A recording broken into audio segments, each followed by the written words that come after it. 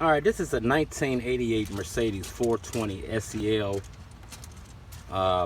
also known as the W as in whiskey, 126. We did the lower ball joints on it and put this little video up just to give somebody a hand in case you run into questions. People think you got to move the spring for this job, but you don't. The spindle will come off without that.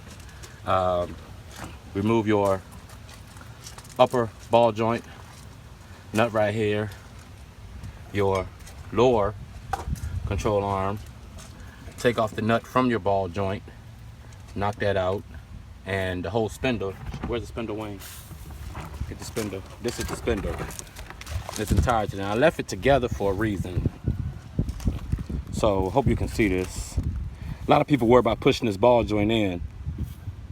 Arthur, stop pushing that stuff over my yard, please, sir. Because I'm sorry. Okay, don't do it no more then. How about that? Don't do it no more.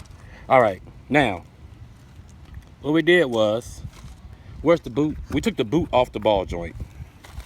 And this is the tool that comes with that kit to press in ball joints. This is the boot from the ball joint. Take the boot, the wire off. That can go back on. And the nut? And the nut. That's the nut for the ball joint. What you do is you place this over top of it, like this.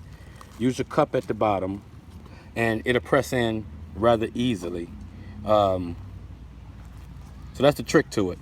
A lot of people think you gotta shave stuff off, and no, you don't. That's it. This is the spindle, as you can see, to the 88 420 SEL, but I wanted to leave this contraption together so you can get the idea of how to do it. At the bottom, you got that in the kit, the cup and what have you. That's pretty much it to the job, and right now it's just a matter of reverse engineering, just putting the thing back together. The only other trick to this job is, there really is no trick, but be mindful that you have to take off your brake sensor. That needs to come off, and also your speed sensor, ABS. That has to come out. Sometimes they get stuck in there. What you can do is take off the plate right there. Take that plate off. Your hub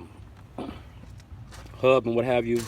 And be mindful that when you put that back on, that this isn't a Titan concert. If you don't know about these, this is a bearing.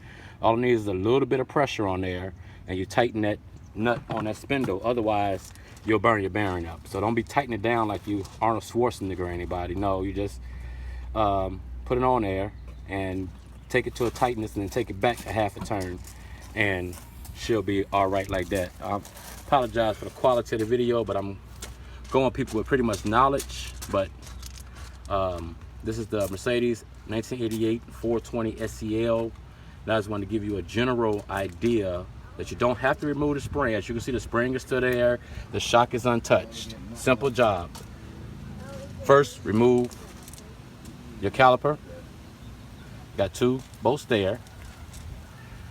Your bolt on your upper control arm, your lower control arm, or your lower ball, whatever you want to call them. Your ball joint, I take off this brace off the back of it while it's still attached to the vehicle, because they're torqued down rather hard. So I take those off, take out my ABS sensor, take out the brake pad wear sensor, which is this right here. Here's the sensor itself right here. And after that, that's it, that's all. Knock the old ball joint out. If you can't knock it out yourself, take it to a machine shop and have them knock it out. A lot of machine shops won't put them back together because they're afraid. But once you can figure out the trick, then fear is no longer an option. So as you can see, this is the W126. This is how you do it. Take your arm, put your brace on there, take the boot off of the ball joint, and after that, you're good to go. All right. Sorry for, once again, the quality of the video, but I'm outside, the sun is shining, and it's hot as hell out here. But that's a picture of it right there, so you can see how we put it together to press that ball joint in. All right, that's it. That's all.